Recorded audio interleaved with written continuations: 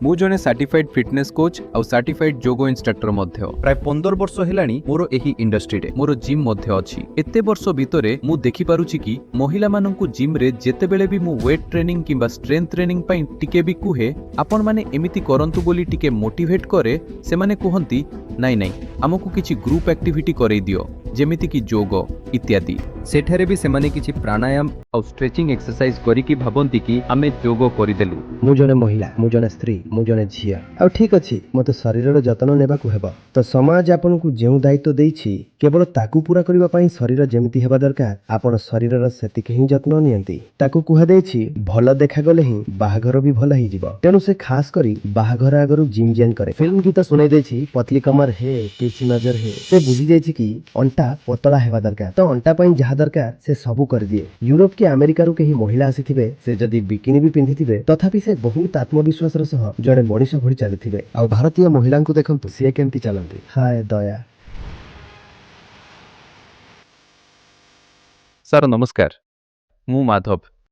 ମୁଁ ଜଣେ certified fitness coach, certified ଯୋଗ instructor ବି। କ୍ୟାଲିସ୍ଥେନିକ୍ସ ଆଉ ମାର୍ଶାଲ ଆର୍ଟସ୍ ବି କରେ। ପାଖାପାଖି 15 ବର୍ଷ ହେଲାଣି ମୋର ଏଇ ଇଣ୍ଡଷ୍ଟ୍ରିରେ। ମୋର ଜିମ୍ ବି ଅଛି। ମୁଁ ଏତେ ବର୍ଷ ଭିତରେ ଏହା ଦେଖିପାରୁଛି କି ମହିଳାମାନଙ୍କୁ ଜିମ୍ରେ ଯେବେ ବି ୱେଟ୍ ଟ୍ରେନିଂ କିମ୍ବା ଷ୍ଟ୍ରେନ୍ଥ ଟ୍ରେନିଂ କି ରେଜିଷ୍ଟାନ୍ସ ଟ୍ରେନିଂ ପାଇଁ ଟିକେ ବି ଯଦି କୁହେ ତାଙ୍କୁ ଟିକେ ମୋଟିଭେଟ୍ କରେ, ଯଦିଓ ମୋଟିଭେସନ ସଠିକ୍ ଶବ୍ଦ ନୁହେଁ, ତଥାପି ଯଦି ତାଙ୍କୁ ଭଲରେ ବୁଝେଇ ଦିଏ, ବହୁତ ସାରା ମେଟା ଆନାଲିସିସ୍ ବି ଦେଖେଇ ଦିଏ, PMG ଷ୍ଟଡିଜ୍ ବି ଦେଖେଇ ଦିଏ, ତଥାପି ୱେଟ୍ ଟ୍ରେନିଂ ପ୍ରତି ତାଙ୍କର ମନୋଭାବ ସେମିତି ଥାଏ ଯେ ନାଇଁ ନାଇଁ ଆମକୁ କିଛି ଗ୍ରୁପ୍ ଆକ୍ଟିଭିଟି କରେଇ ଦିଅ, ଯୋଗ କିଛି କରେଇ ଦିଅ। ଆଉ ଯୋଗରେ ବି ଯୋଉ ଲେଭେଲରେ ଯାଇ ଯୋଗ ତାଙ୍କୁ ଲାଭ ଦବ, ଯେଉଁଠି ବ୍ୟାଲାନ୍ସିଂ ମୁଭମେଣ୍ଟ ଆସେ, ବହୁତ କିଛି ମୁଭମେଣ୍ଟ ଆସେ, ସେଠି ବି ସେମାନେ ଖାଲି ନିଶ୍ୱାସ ପ୍ରଶ୍ୱାସର କିଛି କରି ଟିକେ ଷ୍ଟ୍ରେଚିଂ ଏକ୍ସରସାଇଜ କରି ଭାବନ୍ତି ଯେ ଆମେ ଯୋଗ କରିଦେଲୁ। ମୁଁ ବୁଝିପାରୁନି କି ଗୋଟେ ମାଇଣ୍ଡସେଟ୍ ଚେଞ୍ଜ କରିବାକୁ ଏତେ ସମୟ କାହିଁକି ଲାଗୁଛି। ଏତେ ବର୍ଷ ତ ମୋତେ ଲାଗିଗଲାନି। ମୁଁ ସିଓର ଯେ ବାକି ଯେତେ କୋଚ୍ ଥିବେ ସେମାନେ ବି ଏମିତି କିଛି ନା କିଛି କରୁଥିବେ। ସେଥିପାଇଁ ଯଦି ମୁଁ ବାହାର ଦେଶର ଲୋକଙ୍କ ସହ ଏଠାକାର ଲୋକଙ୍କୁ ତୁଳନା କରେ, ସେଠି ମହିଳାମାନେ ୱେଟ୍ ଟ୍ରେନିଂ ଭଲରେ କରନ୍ତି, ତେଣୁ ବାକି ସ୍ପୋର୍ଟସରେ ବି ସେମାନଙ୍କୁ ବହୁତ ମେଡାଲ ମିଳେ। ଗୋଟିଏ ସାଧାରଣ ଉତ୍ତର ଭାରତୀୟ ସହର ହେଉ, ମୁଁ ମେଟ୍ରୋ ଦିଲ୍ଲୀ କଥା କହୁନି, ସାଧାରଣ ଯେଉଁ ଉତ୍ତର ଭାରତୀୟ ସହର ଆଉ ଗାଁ ଗଣ୍ଡା ସବୁ ଅଛି, ଆପଣ ସେଠିକା ଝିଅମାନଙ୍କୁ ଦେଖିବେ, ସେମାନେ ଯେବେ ଛୋଟ ଥିବେ ସେମାନେ ସେମିତି ଚାଲନ୍ତି ଯେମିତି ଜଣେ ପିଲା ଚାଲେ, ପୁଅ ପିଲା ଚାଲେ, ଯେମିତି ଏକ ପୁଅ ପିଲା ଚାଲେ। ଯେମିତି ସେମାନେ ବଡ଼ ହୁଅନ୍ତି, ପ୍ୟୁବର୍ଟି କ୍ରସ୍ କରନ୍ତି, ସେମାନେ ଟିକେ ନିଜ କାନ୍ଧକୁ ଚାପିକି ଆଉ ନଇକି ଚାଲିବା ଆରମ୍ଭ କରିଦିଅନ୍ତି। ଏଇଟା କରିଥାଏ ମନ ଶରୀର ସହିତ, ତୁମ ପୋଶ୍ଚର ବି ଖରାପ କରିଦିଏ। କଥାଟା ବୁଝିପାରୁଛ ନା? କାରଣ ବାହାରେ ସାରା ଦୁନିଆ ଏତେ ଖରାପ, ଆଉ ଏ ଛୋଟ ସହର ଗାଁମାନଙ୍କରେ ଲୁଚାଗୁଣ୍ଡା ଶ୍ରେଣୀର ଲୋକ ବୁଲୁଛନ୍ତି। ସେ ସେମାନଙ୍କ ଆଗରେ ଦେଖେଇବନି କି ମୁଁ ଏବେ ବଡ଼ ହେଉଛି। ତେଣୁ ସେ ନିଜ ଚେଷ୍ଟ ଏରିଆକୁ ଏମିତି ଚାପିକି ଚାଲେ ଯେମିତି ତାର ପ୍ୟୁବର୍ଟି ବିଷୟରେ ଜଣା ନ ପଡ଼ୁ। ଏମିତି ଦେହ ତ ସେମିତି ହିଁ ହେବ ନା ଯେମିତି ମନ ହେଇଥିବ। ଆଉ କ'ଣ ହେବ? ଆପଣ କେବେ ବିଦେଶୀମାନଙ୍କୁ ଦେଖିବେ, ଆପଣ ବାହାରକୁ ଯାଆନ୍ତୁ, କୌଣସି ବିଦେଶରେ ଯାଇ ଦେଖନ୍ତୁ, କିମ୍ବା ଭାରତରେ ହିଁ ଗୋଆ ଆଡ଼େ ଯାଆନ୍ତୁ ବିଚ୍କୁ, ତ ସେଠି ମହିଳାମାନେ କେମିତି ଚାଲନ୍ତି। ୟୁରୋପ କି ଆମେରିକାରୁ କେହି ମହିଳା ଆସିଥିବେ, ସେ ଯଦି ବିକିନି ବି ପିନ୍ଧିଥିବେ ତଥାପି ସେ ଆତ୍ମବିଶ୍ୱାସର ସହ ଜଣେ ମଣିଷ ଭଳି ଚାଲୁଥିବେ। ଯେମିତି ଜଣେ ମଣିଷ ଚାଲେ, ଯେମିତି ଗୋଟେ ନ୍ୟାଚୁରାଲ ଶୈଳୀ ଥାଏ, ପୋଶ୍ଚର ଥାଏ, ସେମିତି ଚାଲିବେ। ଆଉ ଆପଣ ଜଣେ ଭାରତୀୟ ମହିଳାଙ୍କୁ ଦେଖନ୍ତୁ, ସେ କେମିତି ଚାଲେ, ହାୟ ଦୟା। ତ ସେ ହାୟ ଦୟା ହିଁ ହେଇଯାଇଛି ସାରା ଜୀବନ। ଯେମିତି ତୁମର ବାଇସେପ୍ସ ଅଛି, ମସ୍ତ ଅଛି ନା? ଏବେ ସେମାନେ ତୁମ ପାଖରେ ଏପଟେ ବସିଛନ୍ତି, ସେପଟେ ବି ବସିଛନ୍ତି, ତାଙ୍କର ଯଦି ଏମିତି ବାଇସେପ୍ସ ହେଇଗଲା ତ ଏ ଯେତେ ଲୋକ ବସିଛନ୍ତି ସେମାନେ କେହି ତାଙ୍କୁ ଦେଖିବେନି। ଏଇଟା ହିଁ କଥା। ମୁଁ ସେମାନଙ୍କ ଧାରଣା କଥା କହୁଛି, ତାଙ୍କ ମନରେ କ'ଣ ଥାଏ, ମାନେ ସେମାନେ ନିଜ ଶରୀର ସହିତ ଯାହା କରୁଛନ୍ତି ନା, ସେଇଟା ଦର୍ଶାଉଛି କି ତାଙ୍କ ମନ ସହିତ କ'ଣ ହେଇସାରିଛି। ସେମାନେ ନିଜ ଶରୀର ସହିତ ଯାହା କରୁଛନ୍ତି ସେଥିରୁ ତାଙ୍କ ମନର ଅବସ୍ଥା ଜଣାପଡ଼େ। ତାଙ୍କ ମନରେ ଏଇଟା ନାହିଁ କି ଶରୀରକୁ ମଜବୁତ କରିବାକୁ ହେବ।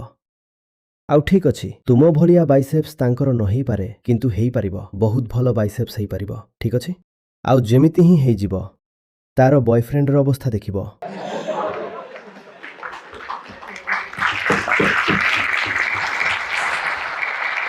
ସେ 4 ଦିନରେ ପଳେଇବ।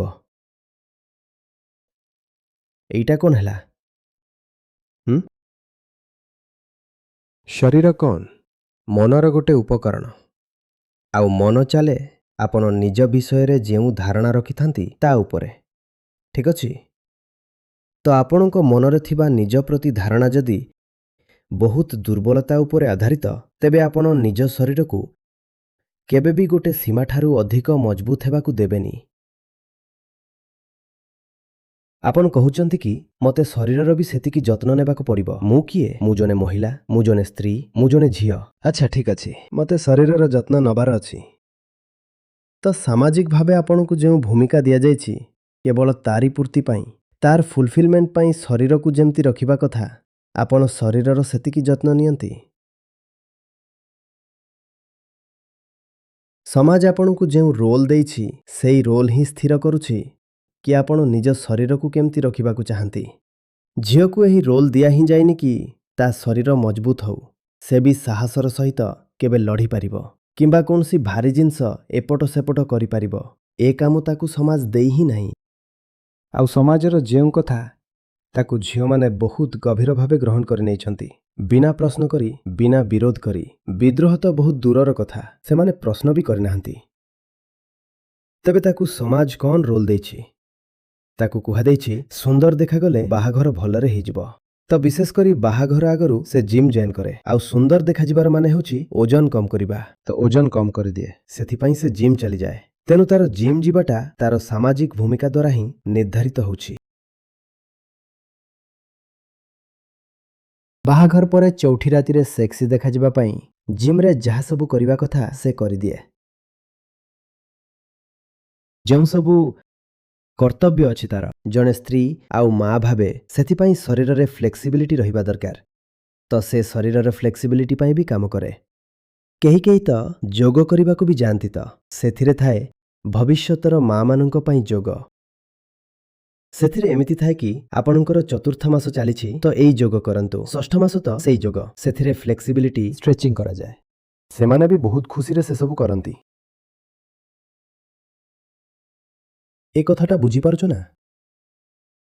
ଆଉ ଯେଉଁ କାମ ସମାଜ ତାଙ୍କୁ ଦେଇ ହିଁ ନାହିଁ, ସେଇ କାମ ତାଙ୍କୁ ବୁଝା ବି ପଡ଼େନି କି ଏଇଟା ବି ମୋର କାମ। ଯଦି କରୁ ବି ଥାନ୍ତି, ତେବେ ଓଲଟା କଥା, ତାଙ୍କୁ ସକ୍ରିୟ ଭାବେ ଡିସ୍କରେଜ୍ କରାଯାଏ କି ନାଇଁ ନାଇଁ, ଏଇଟା କ'ଣ କରୁଛୁ ତୁ? ଏମିତି କରନି, କାନ୍ଧ ଚଉଡ଼ା ହେଇଯିବ। କାନ୍ଧ ତ ଚଉଡ଼ା ହେବା ହିଁ ଦରକାର ନା। କାନ୍ଧ ତ ଚଉଡ଼ା ହେବା ଦରକାର ସମସ୍ତଙ୍କର, ପୁରୁଷ ହଉ କି ମହିଳା। ଫିଲ୍ମ ବି ଶୁଣେଇଦେଲା, ପତଲି କମର ହେ ତିରଚି ନଜର ହେ। ତ ସେ ବୁଝିଗଲା କି ଅଣ୍ଟା ପତଳା ହେବା ଦରକାର, ତେଣୁ ଅଣ୍ଟା ପାଇଁ ସବୁ କରିଦିଏ। ଅଣ୍ଟା ପାଇଁ ଲଗାତାର ଚେଷ୍ଟା କରିଚାଲେ କି ଅଣ୍ଟା ପତଳା ଅଛି ତ, ଏଠି ଫ୍ୟାଟ୍ ତ ଆସିଯାଇନି। ଆପଣଙ୍କ ପାଇଁ ଯେମିତି ଓଜନ ମେସିନ୍ର ଗୁରୁତ୍ୱ ଥାଏ, ତାଙ୍କ ପାଇଁ ବି ସେମିତି ଗୁରୁତ୍ୱ ଥାଏ ଇଞ୍ଚ ଟେପ୍ର। ତ ସେ ଇଞ୍ଚ ଲସ୍, ଆପଣ ୱେଟ୍ ଲସ୍। ଝିଅମାନଙ୍କର ଇଞ୍ଚ ଲସ୍ ବେଶୀ ଚାଲେ। ଏସବୁ କେଉଁଠୁ ଆସୁଛି ବୁଝିପାରୁଛ? ଏଇଟା ବି ଲୋକଧର୍ମ। ଏସବୁ ଲୋକଧର୍ମ ହିଁ ଧର୍ମର ବିକୃତ ରୂପ। ସେଇଠୁ ଝିଅମାନେ ସେଲ୍ଫ କନସେପ୍ଟ ନିଅନ୍ତି, ଆଉ ସେଇ ଅନୁସାରେ ନିଜ ଶରୀରକୁ ବି ଗଢ଼ାନ୍ତି।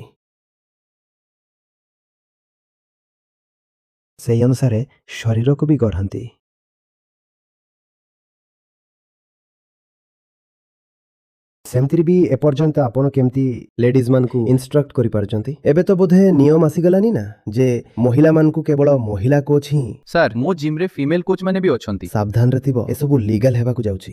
ଭଲ କଥା ସାର୍। ଏଇଟା ତ ସମାଜର ଅବସ୍ଥା। ଏଥିରେ ଆପଣଙ୍କୁ କ'ଣ ମହିଳା ସଶକ୍ତିକରଣ ମିଳିଯିବ? ଏହା ବି ଦେଖୁଛ ନା କେଉଁ ମନୋଭାବରୁ ଆସୁଛି। ତୁ ତ ପ୍ରପର୍ଟି ହେବାକୁ ଯାଉଛୁ ନିଜ ସ୍ୱାମୀର, ତ ସେଥିପାଇଁ ଜିମ୍ କୋଚ୍ ତ ଶରୀରରେ ହାତ କାହିଁକି ଲଗେଇବ?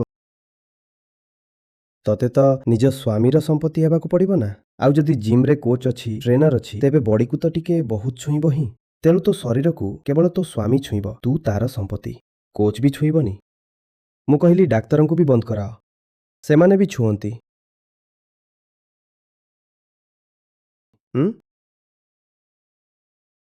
ସେସବୁ ବି ବନ୍ଦ ହେବା ଦରକାର। ଆଉ sir thank you so much. ମୁଁ ଏବେ ଲାଷ୍ଟ 6 ମାସ ହେଲା ବିଗାନ ହେଇଯାଇଛି। ତ being a vegan physique maintain କରିବା ମୋତେ ଲାଗୁଥିଲା ବୋଧେ ବହୁତ ମୁସ୍କିଲ ହବ। ମୁଁ ଏତେ ବର୍ଷ ଧରି ହେଇଯାଏ, ଭେଜିଟେରିଆନ ହିଁ ଥିଲି।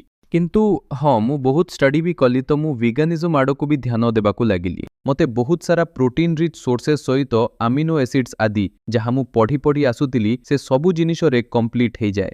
Thank you so much sir.